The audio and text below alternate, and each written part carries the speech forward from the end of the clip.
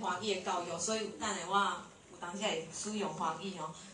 我是一个学校的老师吼，我是感觉吼，台语的罗马字教育应该拿你要这个正规教育的升学制度来对。为什么这样说呢？因为我的学生曾经遇到一个学生，就是在模拟面试的时候，他不愿意开口说话，因为他只说台语，他不愿意说中文。于是从那时候我开始深自的检讨我自己，为什么我把说听华语当作是一个理所当然的事情。后来我不但在面试的课程当中说台语，然后也在英语课程当中全部都以台语教学英语，学生学习非常高兴，因为我重新找回母语的过程，其实我很挫折。当他们看到我学习母语、找回母语的过程有挫折的时候，他们就觉得他们学英文有挫折也是正常的。于是我把英文课程跟母语课程结合之后，学生学英文非常的开心。他们从 A 到 G 写不全，到最后他们有信心，然后觉得他们可以去国外工作。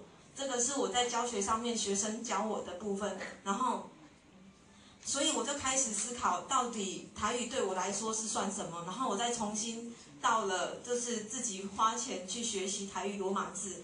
那我后来发现，去到原住民社区，原住民的孩子问我说：“你从哪里来？”我说：“我从高雄来。”然后他说：“我说你是哪一族？”他跟我说他是布农族。那我说：“你会说布农族的话吗？”他说：“我不会说，我老了就会说了。”在他们的脑子里面，只有老人才会说母语，这个是很悲哀的一件事。我听到这句话，我真的头皮发麻，非常的难过，非常的心痛。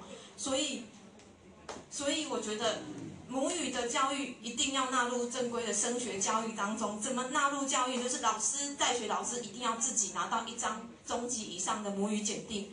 老师自己去示范。你想想看，我从小学台语，我去到学校，我要重新用中文去学知识。那对我来说，语言是一个困难，知识又是一个困难。为什么原住民的孩子很少人可以上大学？这是一个很重要的原因呢。我小时候就历经这种困难，因为我的阿嬷教我的是母语，可是我在学校要学华语。那第二个部分就是，升学的依据，那个检定考试的标准应该要跟英语同级，也就是说减少文言文的使用量。然后把它变作是母语的学习课程，然后每一个学生至少要自己拿到一张母语的检定，然后这个标准加分的标准跟英语是同级，甚至要更高才可以，因为那是我们的母语。国家不就是要保护我们自己的母语吗？怎么会是英语有加分，然后母语没有呢？这个检定算什么？如果这个检定只是让学生安慰用的，就你看你有母语检定了。没有加分的依据，学生来问我们说：“那我学这母语要干嘛？我拿着检定要干什么？”